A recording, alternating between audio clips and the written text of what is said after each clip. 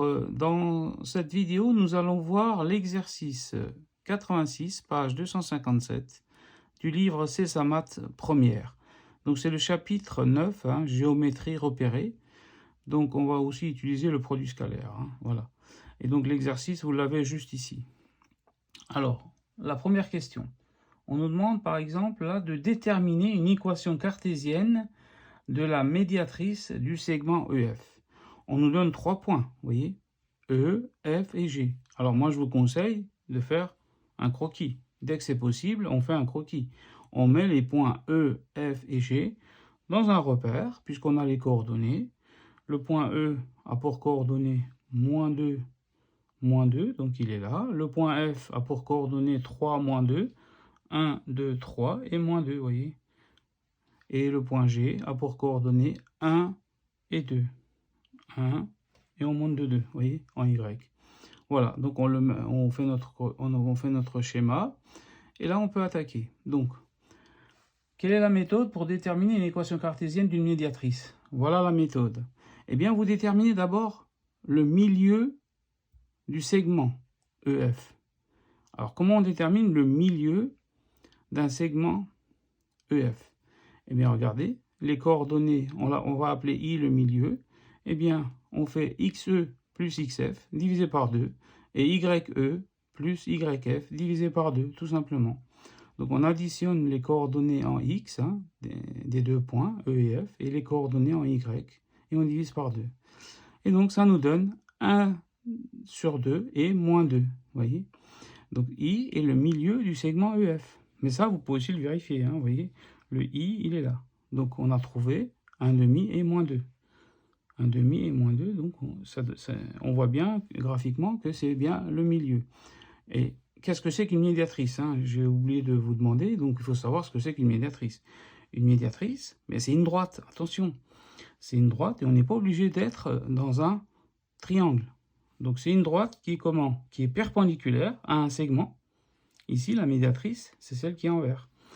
Eh bien, c'est une droite qui est perpendiculaire à un segment et qui passe par son milieu. Vous voyez, voilà. Et donc, maintenant, la méthode. On revient sur la méthode. Comment déterminer donc une équation cartésienne de la médiatrice du segment EF. Donc, on commence, j'ai dit, par calculer le milieu du segment, hein, les coordonnées du milieu du segment. Et ensuite, il faut écrire.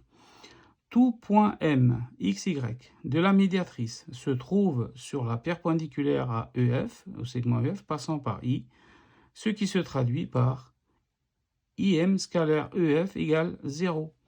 Ça veut dire quoi? Regardez, vous avez la médiatrice. Bien, si vous prenez un point M, d'accord, qui se trouve sur la médiatrice. Donc, IM scalaire EF est égal à 0. Vous savez que quand un produit scalaire est égal à 0, bien les deux droites sont perpendiculaires. En fait, c'est ça qu'on écrit. Hein, voilà. Donc, on va résoudre cette équation-là. Donc, là, on a besoin de IM, vous voyez. Donc, on calcule IM. Les coordonnées de IM, c'est quoi? On a dit que M a pour coordonnées XY. Donc, c'est X moins XI et Y moins YI. Ça nous donne X moins 1,5 et Y plus 2. D'accord? Les coordonnées de I, on les a trouvées ici. Je vous rappelle qu'ils sont ici. Donc, IM scalaire EF est égal à quoi? Eh bien, je multiplie le X de IM avec le X de EF. Donc, 5 fois X moins 1,5. Plus le Y de EF fois le Y de IM. Donc, ça fait 0 fois Y plus 2. Et le tout égale 0. Donc, je résout cette équation. Hein. Donc là, c'est 0 fois n'importe quoi, bon, ça fera 0, donc cette quantité disparaît. Donc là, il ne nous reste plus que 5 fois x moins 5,5 égale 0. Ça, c'est équivalent à 5x égale 5,5. Et donc, x égale 5 sur 10 égale 1,5. Voilà, donc une équation cartésienne de la médiatrice AEF est x égale 1,5. Alors, quand vous avez une équation x égale 1,5, x égale une constante, il faut savoir que c'est une droite verticale, hein, d'accord? X égale, par exemple, moins 1, c'est une droite qui va passer par là. Voilà, donc la droite, là, vous voyez, je vous l'ai tracée, donc c'est la droite verte, c'est x égale 1,5, voilà. Ça, c'est la médiatrice, c'est l'équation de la médiatrice, voilà. Maintenant, on passe à la deuxième question. La deuxième question, on le lit, on nous demande le point G appartient-il à cette droite?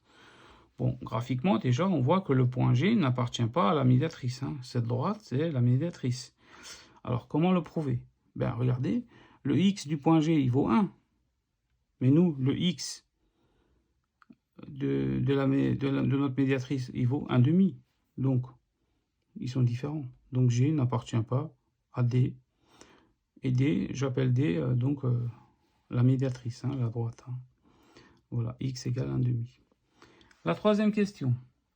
Déterminer une équation de la hauteur issue de G dans le triangle EFG. Donc là, il y a aussi une méthode.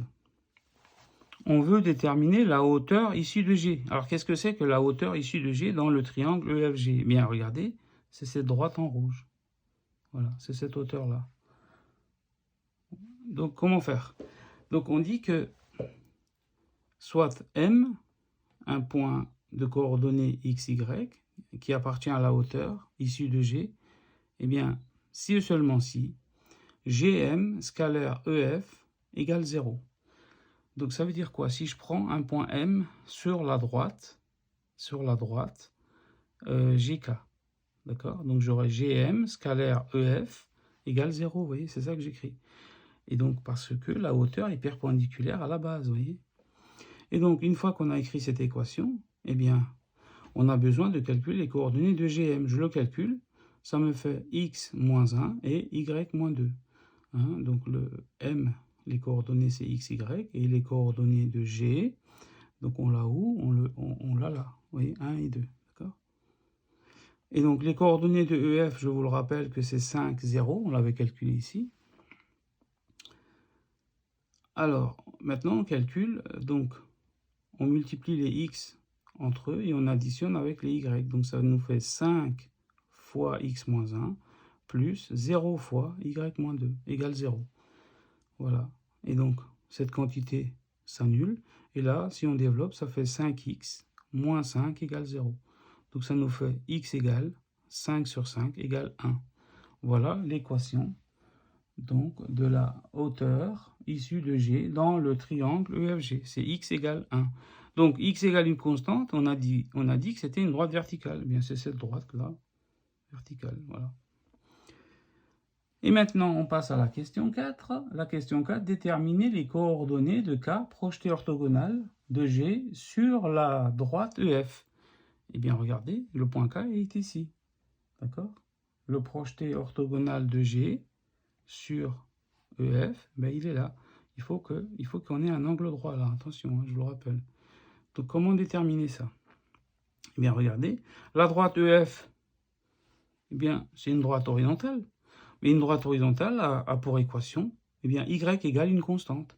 Eh bien, comme ça passe par moins 2, c'est y égale moins 2. Vous voyez, la droite, je répète, la droite EF a pour équation y égale moins 2. Mais la droite GK, elle a pour équation, on l'a calculé ici, x égale 1. Donc, le point K a pour coordonnées 1 et moins 2, vous voyez, 1 et moins 2, tout simplement. Voilà. Et maintenant, on passe à la question 5. Calculer l'aire du triangle EFG. Alors, comment calculer l'aire d'un triangle? L'aire d'un triangle, il faut connaître sa formule, hein, c'est base fois hauteur divisé par 2. Alors, on va prendre EF comme base hein, dans notre triangle EFG. Si EF est la base, eh bien la hauteur, c'est GK. Voilà. Donc, ça nous fait EF fois GK sur 2. Donc, on calcule EF. EF, donc les coordonnées de EF, on l'a ici. C'est 5, 0. Donc c'est racine carrée de 5 au carré plus 0 au carré. Donc ça nous fait 5. Et on doit encore calculer la longueur GK. Donc pour calculer la longueur GK, on doit calculer d'abord le vecteur GK. Ben, le vecteur GK, on le calcule, a pour coordonnées 0 et moins 4. Et ensuite sa longueur vaut racine carrée de moins 4 au carré plus 0 au carré. Donc ça fait 4. Je le reporte ici. Donc, EF valait 5, GK vaut 4. Donc, 5 fois 4 sur 2, ça fait 20 sur 2 égale 10. Donc, si les unités sont en centimètres, attention, ça fera 10 cm carrés. Hein, c'est une aire, hein, voilà. Donc, il faut faire attention à l'unité. Voilà, cette vidéo est maintenant terminée. Je vous souhaite un bon courage, un bon travail et une bonne réussite. À très bientôt. N'hésitez pas à regarder aussi les autres vidéos de ma chaîne, hein. Vous avez les liens en barre d'infos. Si vous avez aimé la vidéo, n'hésitez pas à liker et à partager et à vous abonner à ma chaîne si vous le souhaitez.